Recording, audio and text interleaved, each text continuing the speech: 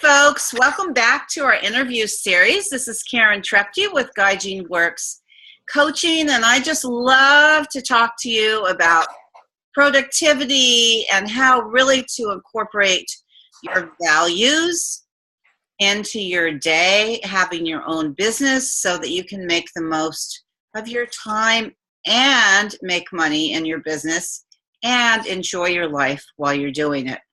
So today it is my extreme honor and privilege to introduce to you Christine Hansen. For any of you mothers out there with young children, you really, really want to listen up today because she is a genius about sleep. And we were just chatting offline about that. It is so important. And I talk about work is joy, and I truly believe that. We have to be rested. We have to have a good sleep in order really to be our most productive, but more than that, to be our happy selves. So here's Christine.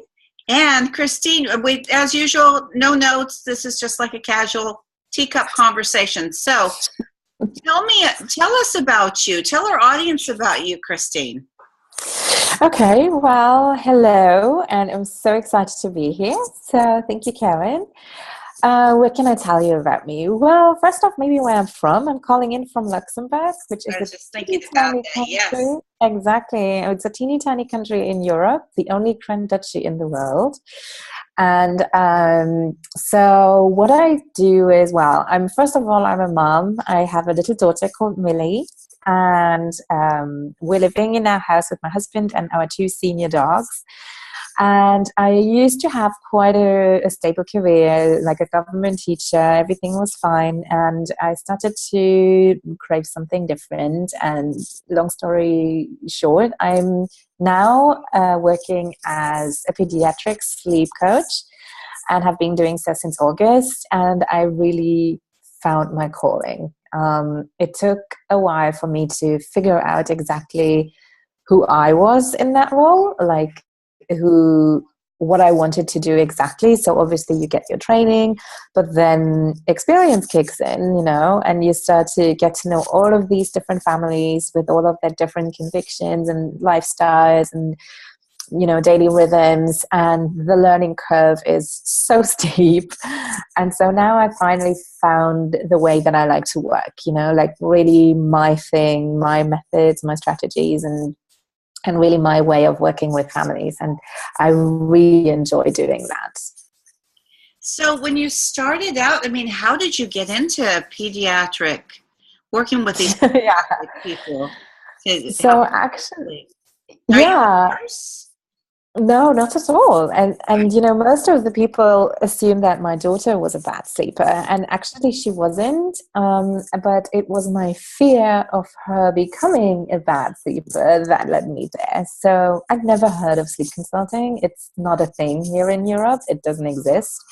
So, basically I was never someone who thought that I would have children. And then I met my husband, and I don't know, as Mother Nature wants it, everything comes into place, and suddenly I really wanted to have a family. So, but I was never prepared for it. So I was never interested in children that much. So when I was pregnant, I had, thank God, a really great pregnancy. And, we get 2 months of maternity leave before our baby arrives. And it was the best time, I was feeling completely fit, healthy. I could stay at home, and I got my salary, and every day I was sleeping in because I'm a person who needs a lot of sleep. I don't get up easily in the morning at all. Yeah. And so sleeping in for me was like, oh my God, I love this. So the rounder I got, though, the more these typical stereotypes came up of like, oh yeah, you need to catch up on your sleep now because it's going to be gone forever. Let's be tragic. And I was just like, no, I don't want it to be gone, and I was really into freak out because I will never be able to sleep again because I know myself, like Dr. Jekyll, Mr. Hyde, it's not a pretty sight when I'm not in a good mood. And I thought, okay, and I will go back to work. What am I going to do? I'm going to have to handle all of these teenagers, and I can barely do it like this. I'm not going to be able to do that when I'm exhausted. So I started to see what's out there, Googling the typical things. What can you do to help your baby sleep and things like that? And I very quickly found that there's a whole lot you can do. And so I found this job of being a sleep consultant, which I was like, oh, does that exist? That's amazing. And I started to find solutions that I could use for my daughter when she was born without doing actual sleep training, because she would be teeny tiny. But we just looked to get rhythm, routine, and really be careful for her not to become overtired. And people thought I was nuts for letting her sleep that much. But it worked perfectly fine, and she slept really well pretty quickly. And I don't know, maybe she was just a good baby or a good sleeper. Let's not say a good baby, but a good sleeper.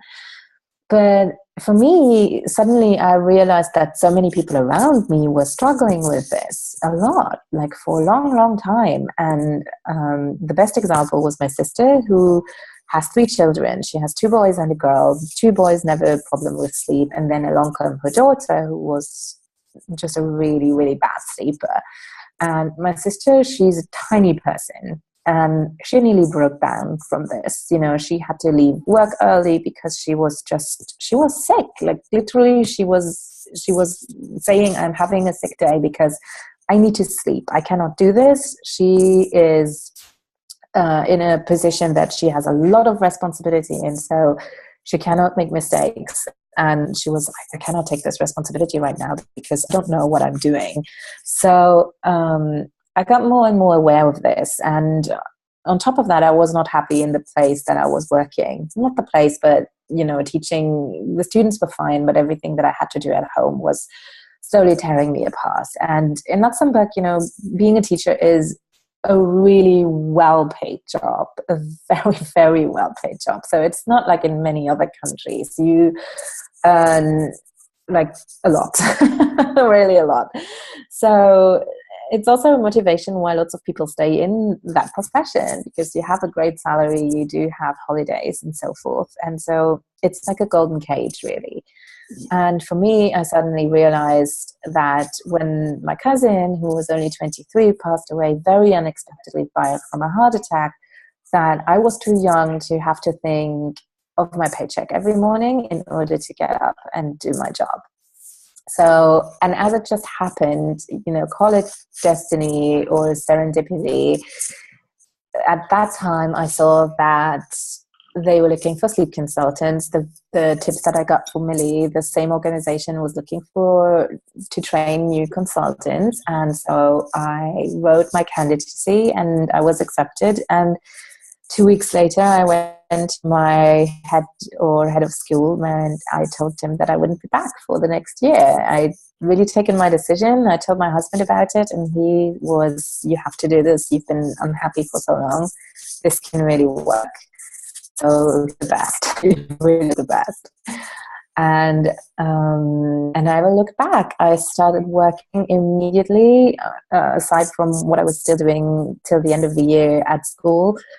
I started to prepare everything. I started to prepare my launch. I did my certification and I just went for it. So, and I never looked back and I never will. So, yeah.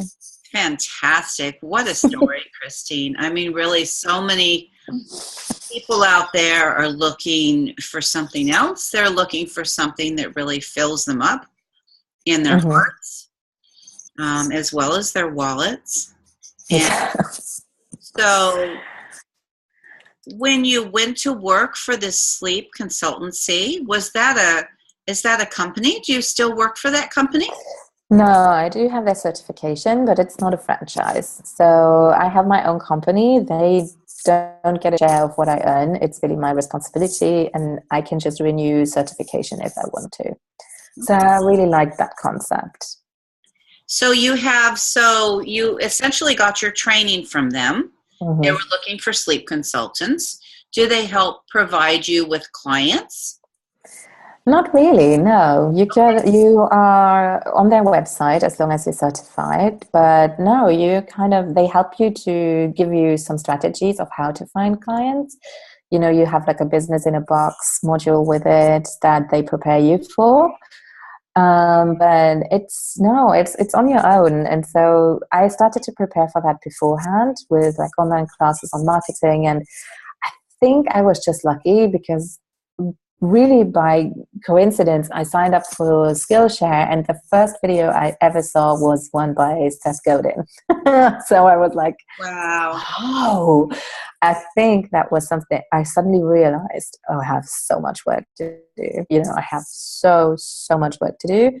But in the end, it took me 6 months to actually find my voice. So it's only recently that I've actually realized who I want to be in this profession. And I think it's because I suddenly needed to deal so much with myself, because you cannot be convincing if you're not honest with yourself. And being honest with yourself is not something easy to do. You have to face a lot of slumbering dragons that were inside of you. And so through this process, though, it's the best I've ever had to do, because I have come to a lot of terms that I wasn't honest with myself about. And, so it has helped a lot, but it's been a journey to get there. So I started out thinking, knowing what I wanted to do, inspiring myself a lot by other sleep coaches. And in the end, I figured out that I don't have everything in common with them. Just because we are sleep coaches or sleep consultants doesn't mean that we all look the same or tick the same. And for me, something that I struggled with was a little bit, I like the pretty things in life. And I'm very unapologetic about that. I created this profession out of selfishness because I wanted to sleep well. Obviously, I also wanted my baby to sleep well, but I wanted to sleep well. Mm. And, if I have a mom who calls me up, the first thing she says, I know it's a little bit selfish. I'm like, honey, I'm in this profession out of pure selfishness. So... and I think that's okay. And it took me a long time to have the courage to actually say that out loud and to actually incorporate that into my business. But for me, it is okay. And I know that for lots of people, that is not the case. But I also know that a lot of people take exactly the same way as I do. So, I provide all kinds of services, solutions. I go from completely no-cry solutions for parents who can't deal with that. But I also provide sleep trainings for parents who are ready to take that step. And I really don't judge anyone, because I know exactly what it feels like to be completely tired. I really do. But I also know that you cannot compromise on your values, or it simply won't work. You will hate yourself forever.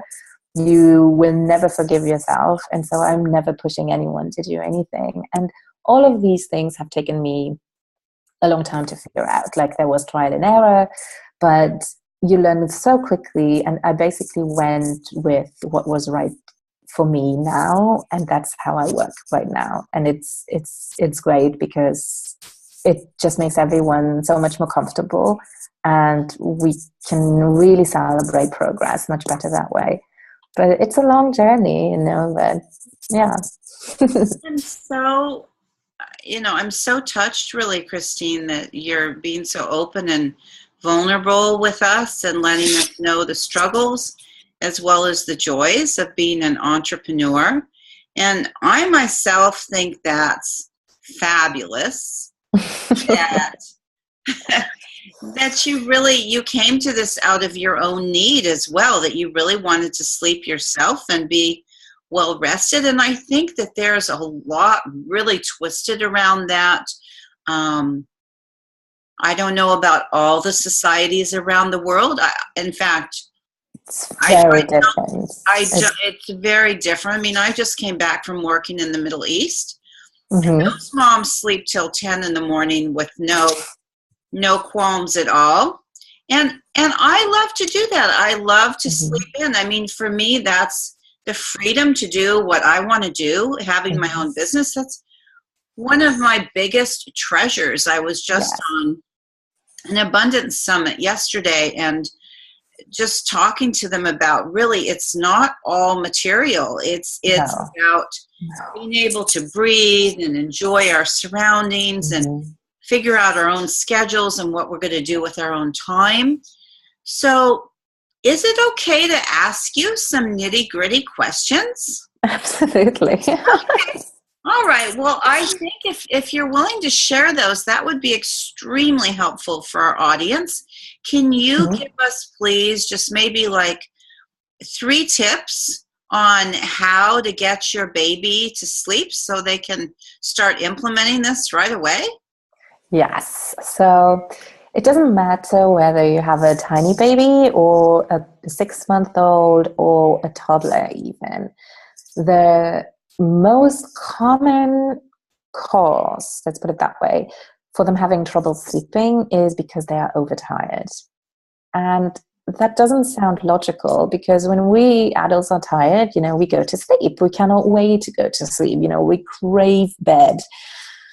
But for our children, it's a little bit different, because basically they have nature working against them a tiny bit. So I will explain this in very simple terms, but we basically all work with a hormone called melatonin, which is like a sleep hormone, let's call it that way.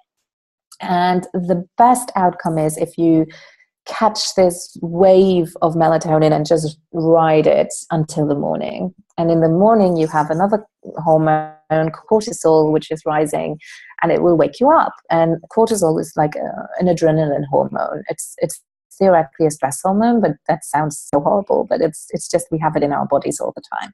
But melatonin and cortisol, they kind of balance each other out. They don't coexist. So they kind of, when one is high, the other is low, and the other way around. So with children, the issue is that when their melatonin rises and is at its peak and they don't get the rest, they get a push of cortisol kicking in. And that's when they get hyper or really cranky and really fussy when they're tiny babies. And you basically miss the window of putting them down. And the problem is that we often don't know, or we kind of get it wrong. So especially with small babies, they need a lot of sleep. So a lot of babies are actually constantly overtired, which means that they are also constantly a little bit hyper. And with toddlers as well. So, I really say look for the first time you see sleep signals, and then you have to start putting them down. And afterwards, it's just a lot more difficult. And they will calm down again after an hour and a half. And for some children, that's their regular bedtimes. So parents will come to me and say, well, he only gets tired after 9 or 9:30. And that's actually the second dip. Let's put it that way. But the problem is that they already have cortisol in their bloodstream, and it's just more difficult for them to sleep well than if they had the first wave, basically. So that's really the first thing I notice most of the time. And parents are very surprised when I tell them how early they should put their little ones to bed, or how much such a small child will actually sleep. But that's the number one tip I really have. Really be careful about them not becoming overtired. And you can find wake-up windows everywhere on the internet, suggestions as to how long they should be awake between naps. So just take a look at that, and then really observe your child when okay, around this point they should get tired, and then just lay them down, and it's going to make lots of things easier.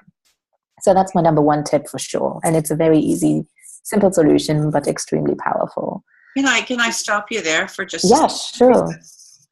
This is great information, and I really appreciate you sharing it with us.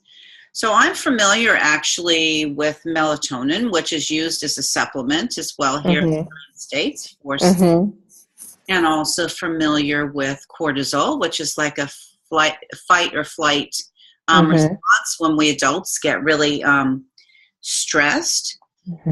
So, like, what time do you say that you should really put you just lay, you make it sound really easy, but I'm a grandmother too, so I'm hoping that my daughter will listen to this interview. And by now he's 7, and we have a new little one on the way, but really just lay them down, that's it, and then walk away or pat their backs? Or If you kind of start early enough, it's not going to be that much of an issue because you will catch that wave and it's going to be quite easy if you do it from an early beginning. So it's really around 7-ish, 7:30, depending on their age. If you find that there's so much going on behind that, if you've had someone who's had struggles to sleep for a long time, it's not magically going to go from one second to the other, but it's going to help a lot. And you don't even know. I had one little guy, he was not 7, he was 9 months old, but he'd never slept through the night. He'd always woken up every 2 hours, and it was the only thing we changed, and that was it. I was only working with him for a day because it was the only thing we changed, and that was it. was it bedtime and that's it? Yeah, that was it. And the mother was just looking for these signals, like, is my child a little tired or sleepy? Mm-hmm. And then I told her to start their routine at 6 instead of 8 or 8:30. That was it, So, and even night feeds weren't necessary anymore. That was the only thing we changed. Now, if they're older, there's a lot more things that have to go on, like it depending on what their habits were as well. So it makes it more difficult. And there you have to go. That's really my second tip before you do anything, is to listen to yourself, because it's so easy to get overwhelmed and influenced by Googling around, by having forums, family, friends telling you what you should do, what should be normal, what shouldn't be. And the first thing you always need to do is actually to ask yourself, am I actually having a problem? Is this actually something that I want to deal with? Because when somebody comes to me and asks me, this is our situation, is that okay? Of course it is. If it is okay for you, then just go with it. As long as everyone in the family is okay with it, is not suffering or angry or anything is the matter, then do whatever you're doing. So that's really the most important one. Even before overtiredness, you need to know if you are actually having an issue with it or if you actually want to do something. Because if you secretly actually enjoy what is going on, if you co-sleep and you never thought you would, and you actually enjoy it, even though you were the biggest defender of not co-sleeping, and you kind of feel, oh, maybe I should, because I told everyone that they were stupid to co-sleep or whatever. And then you enjoy it, well, then just keep on doing it. It's like there's no wrong in that. And the other way around too, if you always wanted to co-sleep and you suddenly realize it's not actually working for you, then don't. But it's so hard for a lot of parents to be honest with themselves because there's so much guilt flying around. It's incredible. I think before, lots of people just didn't talk about it, so you dealt with it. But now you know about everyone's struggle. Everyone's also asking you outright something that didn't used to be the case. And you need to have an opinion about everything. And sometimes you're not even sure what your opinion is. So the first thing I always do is you need to know. You need to ask yourself the question and decide what you want to do. And then we can take the second step, So that's the thing. If you're like, okay, I need to stay with him in the room until he falls asleep, or I need to stay on a mattress or lie next to him. Very often when I ask, is that actually a big problem for you? The answer is actually no. And then we just leave it. So it really depends on each case. But some things that just health-wise help is definitely not having an overtired child, because it's not health. That's very simple. It's going, so much is going on. A little child has over 700 synapses connecting a second. That's crazy. That's so much information. What a second? Synapses are like this little connections. Synapses. Okay. Synapses, okay. Exactly, that your brain makes. So it's a second. So it's incredible what's going on in their brains, and they need rest to digest. So sleep is incredibly important. So really minding them from being overtired for me is not just a tip to have them sleep better, but really also to give them the chance to. Still important one is routines. Especially to know that our little ones are not in control of a lot of things. So when they are, it is them a sense of security, and anything they can predict, they love. So routines are wonderful, wonderful, wonderful tools. And, sometimes people think we have a routine, but actually it's just a couple of steps that they sometimes do, sometimes they don't, or the order is in a different way. And once you start to be very rigid with your routine, you will notice so quickly how sensitive they will react once you don't do it exactly the way you do. And I had tons of parents who told me we actually had no idea how important this was. But this afternoon we did something different, or something happened and the schedule was messed up, and it was a nightmare. And we had never thought that our child was so sensitive to this. And so I'm really a big advocate of routines and rituals. And when you have a toddler, collaborate. Create a chart with them and have them, cross it off every evening, so that they are in control to their routine, and have you, in their eye as well, so that you don't start to cheat. And it's going to help you a lot. Those little things are very important when working with older children, but also with smaller ones. And you can start a routine from birth, really. Like, it's never too early. Maybe not the first week when you try to figure this whole baby thing out, but once you get it, reassure them. It's going to make them feel secure. It's going to help them to organize their day, especially if they're very small and their circadian rhythm isn't quite stable yet. So there's only advantages to this. So these would be my 3 most important tips. Beware overtiredness, be honest to yourself, and, find out what is right for you. And then routines and rituals. Those are like the 3 basics that I always go for before doing anything else. Thank you, Christine. I mean, that is so valuable. I love what you say about the values and being comfortable with what they're doing already or want to do already. When I work with my clients, we always talk about values first. I'm such a big values person. I think it's paramount. I mean, we don't stay stuck on that. I give my clients maybe 5 to 15 minutes to come up with them, and then they can change them if they want to. But usually in 5 minutes, somebody knows what their true values are. But you really can't move forward with your priorities. You can't move forward with your plan if it comes to the instance of sleep without knowing what's true to yourself. And after all, we're entrepreneurs. I'm always saying that if we left our corporate lives, we didn't do that because we wanted to trade 40 hours for 80 hours, for something that we didn't really love. Yes. And I'm definitely about being way off that 80 hours and a lot closer to that 40 and maybe even 25 to 30. But that's a different subject. And then the routine. Now,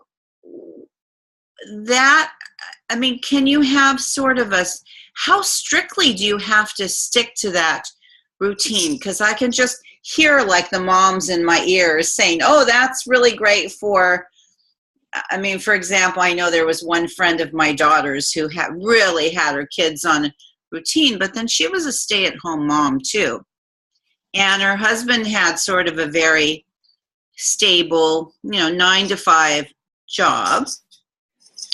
But for other families, there might be travel involved. There might be different work shifts involved. How do you address that? I'm quite strict with routines because I think it's such an easy way to help your child. And it's, we need to sometimes accommodate for them. We had them, and they're too small. They cannot adapt completely to our schedules and to our lives. Mm. So sometimes it's just you have to accommodate your child, you have to do something. And routines, they shouldn't be really like more than half an hour long, or not even. So it's really something of having dinner, pajamas, brushing teeth, doing one or two, pick a number, don't go above that number, stories, and then putting them to bed, and that's it. But those steps need to be the same. It's not story time, eating, then pajamas. The other day it's pajamas, eating, maybe a story, maybe not, we don't have time, or it's too late, or whatever, So these steps are incredibly important, every one of them. And it's helping your child so much. The more rigid you are, the more it reassures them. Because for our children, the world works in black and white. It's just what they know. And anything that's gray, they don't actually like it. And that sounds a little bit weird, because if you have a toddler, you know exactly how much they crave this gray area, because they're like, oh, this is black, this is white, let's push against it. Yeah. But actually, if you let them, they are very quickly overwhelmed, and that leads to frustrations, and they get incredibly grumpy from that. So it doesn't help them, and it's just a process, the way they learn. So it's very natural, and it's great that they do it. They have to. It's a natural curiosity, and it's just the way they are wired. But sometimes wanting to argue with them isn't going to work, because they've only been in this world for a few years. It's just not going to work. So I always advocate listening and helping them understand what they are feeling. That is something I really like to do, even if for us it's like, okay, your cereal box was the wrong way around, or I don't know, today I don't have a sunshine on your diaper. It's like, it doesn't matter if it's silly for us, but for them it's tragic, and they don't even understand why it's tragic for them. Wow. So rolling with it is just making it a lot easier a lot of the time. But routines is just, I know that it's not convenient for everyone's schedule, and sometimes it's hard work to do it, and you have to sacrifice some things. The child that I told you about before, the 9-month-old, it was actually because his dad was working so long, and also he was a team sports player, and they had practice in the evening, and that's why he went to bed so late, so that his dad could spend some more time with him. Right.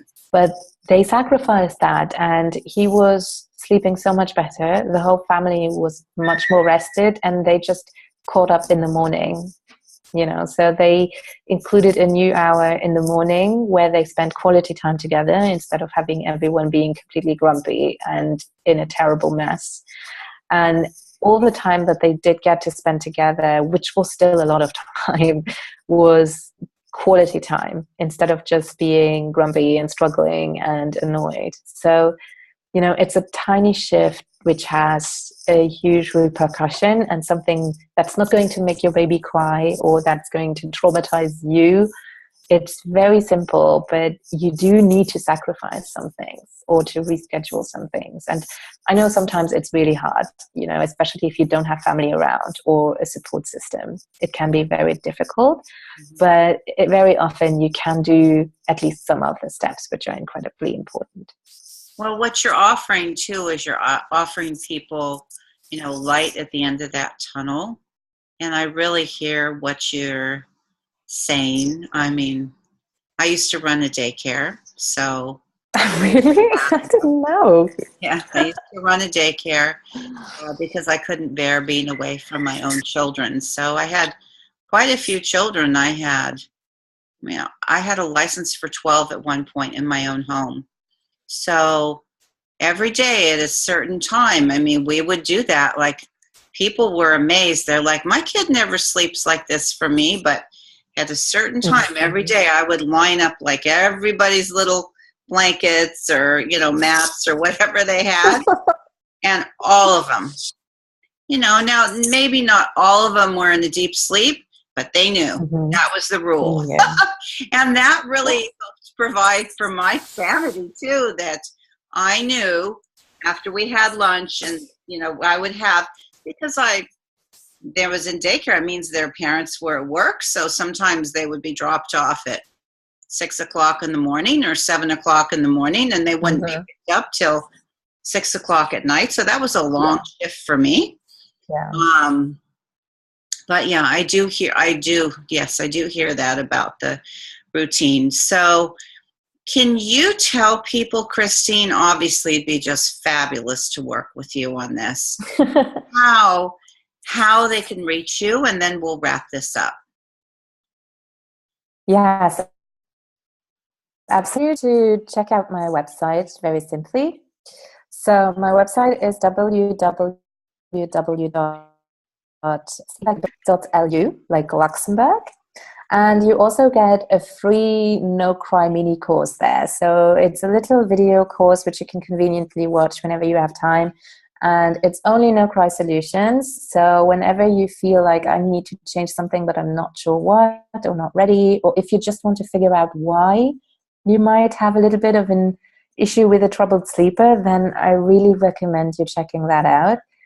And, you can reach me there, you can reach me on Facebook, but I think the best way is really to go and see my website. We are doing this Zoom session, folks, all the way between the United States and Luxembourg, and I know I do apologize that sometimes our connection has shifted out a couple of times, but particularly and I'm looking at the different colors on the screen. Okay, we're back to white. Can you repeat just your website address, please? Yes, so it's www.sleeplikeababy.lu. So LU stands for Luxembourg, okay? So sleeplikeababy.lu. Exactly. Okay, fantastic. Well, before we close this out, is there anything else you want to tell our audience? I'm just really honored to be here, and if you are working with Karen or considering working with her, please do. I had a session with her and she helped me so much to get my head organized because I was just a mess. And she gave me some incredible advice that has helped me a lot. So really cherish this lady, and she's fabulous. So that's it. Thank you, Christine. That's so kind of you. So we are going to wrap up for now. Again, I'm Karen at Gaijin Works Coaching, and thank you very much, Christine. I'm sure you're going to have a lot of people reaching out to you and looking at that mini session. What a great, great gift.